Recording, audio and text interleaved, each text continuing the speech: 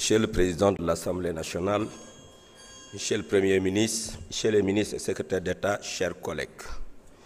je vais axer mon propos sur les préoccupations actuelles et très actuelles des territoires. Monsieur le Premier ministre, le gouvernement a mis plus de 140 milliards au mois de mai pour soulager les populations. Mais force est de constater que le résultat escompté n'a pas été atteint. Les prix ont tous flambé. Avez-vous évalué cette mesure? Pouvez-vous partager les résultats? Comment comptez-vous concilier la cherté de la vie et la levée des subventions envisagées, bref, les mesures d'austérité envisagées après le rapport de la Cour des comptes? Monsieur le Premier ministre, le gouvernement, avec les conducteurs de 2 roues, notamment les Jakarta, a adressé la question de la régularisation des papiers, ce qui est une bonne chose. Mais envisagez-vous de rallonger le délai au besoin? Que comptez-vous faire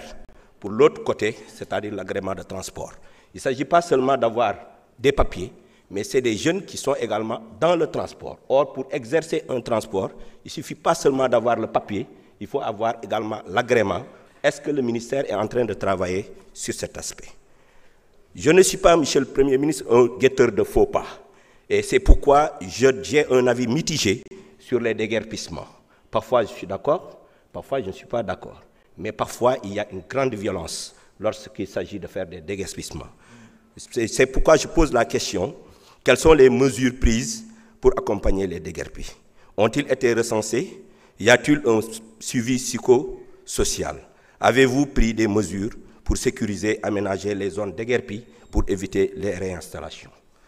Last but not least, Monsieur le Président de la République est en train à l'instant, ou bien dans quelques minutes, de recevoir les exécutifs territoriaux au niveau de Kaolack pour parler un peu de ce que l'on appelle les pôles territoires, ce qui est une excellente chose, ce qui est attendu. Mais je souhaite que ces concertations soient élargies à tous les acteurs politiques et communautaires, mais également qu'il puisse lui-même présider également les autres activités et concertations qui se feront dans les autres 7 pôles territoires, parce qu'il sera très attendu, car tout le monde sait que la présence d'un président de la République dans des concertations aidera à relever le débat et à aider les populations à mieux soulever leurs préoccupations. Monsieur le Premier ministre, ma wax ko ci wolof, xam nañ ne mois de mai bi passé bi gouvernement bi toogee jël na lu ëpp téeméer ak ñeent fukki milliards dugal ko pour dimbali askan wi lekk bi ak dund bi wàññeeku. waaye gis nañ ne ceeb bi tey la gën a cher diw gi aussi cher na loolu moom moo jóge ci territoire yi. léegi nag dañoo bëggoon xam est-ce que 140 milliards yooyu évaluer ngeen impact bi réel bi mu am ci askan wi. beneen bi aussi mooy est-ce que bu fekkente ne def ngeen ko lan moo tax wàccul ni mu war a wàccee ba nit ñi mën a jot ci dund gi convenablement. bi rapport bi génnee gis nañ ne am na ay mesures yu bëri yu ñu wax am na sax ñu tudd wàññi salaire am na ñu wax également dindi ay subventions. loolu bu deñee nan ngeen ko mën a boolee ak jàppale askan wi ba dund gi mën a gën a yomb ñi ñuy tuddee jakartamaan wala boog borom moto yi gis nañ ne gouvernement bi jàppale na leen bu baax a baax pour ñu mën a am ay kayit waaye est-ce que te loolu mois de mars bii la war a jeex est-ce que envisagé ngeen pour yokk ko pour ñu mën a jot ñëpp ndax début bi amoon na tuuti résistance waaye actuellement acteurs yëpp ñu ngi collaborer collaboration boobu ñuy def est-ce que loolu warul tax ngeen yokkal leen tuuti. bi ci mujj mooy dinañ leen joxi këyit waaye këyit googu mi ngi mel nu rek ku yor sa clando am ngay këyit waaye nag amoo agrément pour def activité. lan ngeen ci xalaat. jërëjëf honorable député. Premier ministre mën nga jël kàddu indi sa tontu.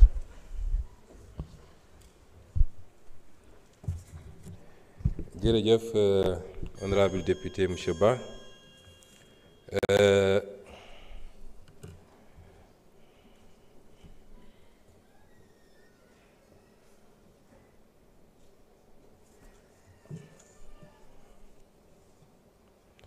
ñu ngi leen di gërëm ci seeni laaj muy laaj yu am solo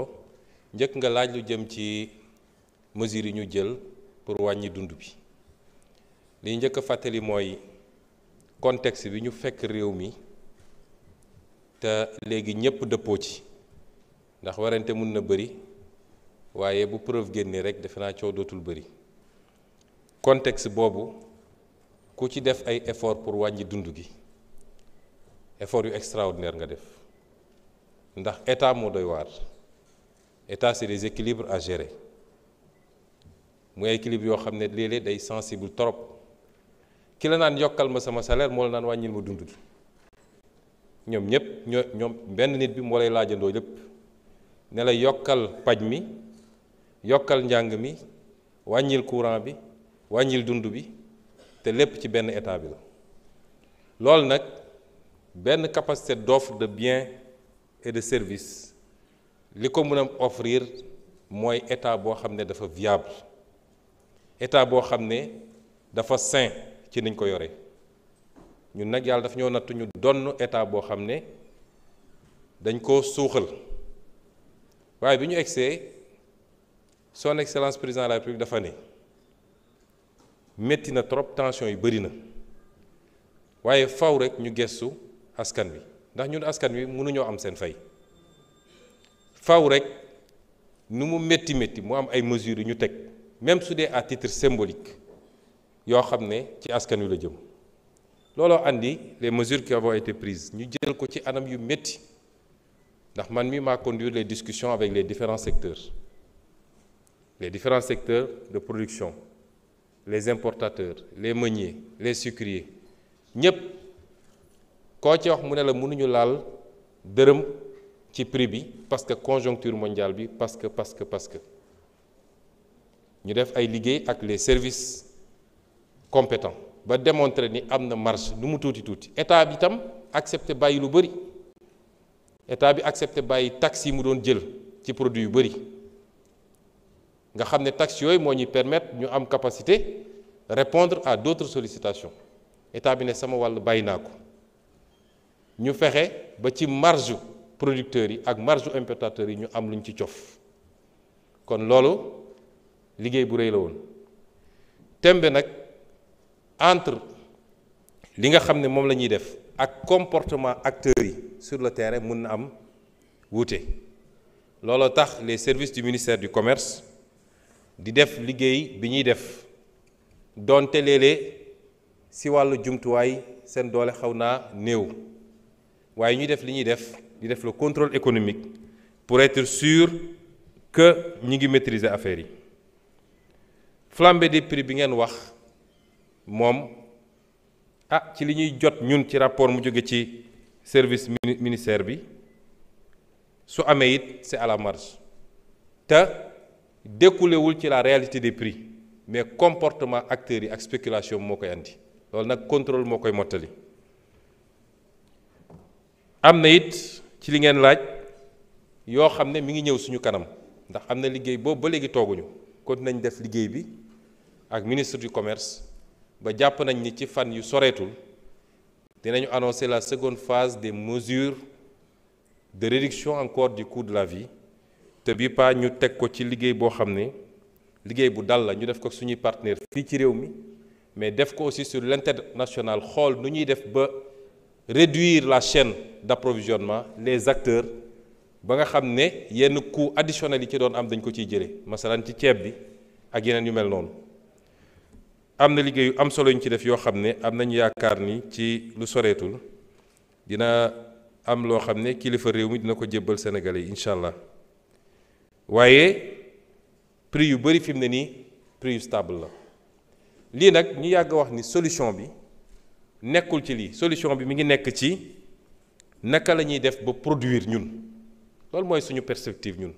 parce que réew moo xam ne la ëpp li ngay soxla da nga koy jéggaani tu dépends du marché de l'étranger et des chocs exogènes laaj ngay lu jëm ci subvention yi neew ñu dañ koy lever de manière brutale et aveugle dañu ne subvention bi mënatuñu ko bàyyi nga def subvention par exemple ci produit pétrolier bi ki am ay milliards ak ki amul dara ñoo ci yem ñoom ñëpp il bénéficie de la subvention moo tax ñu ne subvention bi léegi dañ koy def subvention ciblée wala sax ñu éliminer ko mais remplacer ko par les transferts à partir du fichier RNU ñi nga xam ne ñooy néew di doole dëgg ñu defal leen ay transferts yu ñu jot mais tey boo defee subvention aveugle ñi ciy gën a bénéficier wu ñoom soxlawuñ ko ndax am nañ lu ñu jëndee kon ñu dalal xelu sénégalais yi ne ñii nga xam ne ñooy néew ji doole ji ci produits pétroliers yi ci électricité bi ci yeneen ak yeneen ñoom dinañu continuer di am ndimbalu état bi amaana sax dinañu yokk ndimbal googu parce que boo ci génnee ñi mën nga yokkal tuuti ñi mënut loolu tam ñu leeral ko affaire deux roues yi liggéey bu am solo def nañ ko ci jàpp ma sax ni résistance bu am solo amoon na manipulation amoon na ci ak yeneen yoo xam ne xam nañu soubassement yi waaye loolu indication rek la indicateur la rek ni li ñuy wax ak sénégalais yi mooy sénégalais yi ñoo ne dañoo bëgg changement dañoo bëgg réew mu tegu ci yoon réew mi baax ñun mandat boobu lañ ñu jox loolu nag kilifa buñ la falee ne la dañoo bëgg réew mu tegu ci yoon bu dee loo yëkkati ñu ne arrangé wul kuréelu sàngam nga dellu gannaaw doo mus a defar réew mi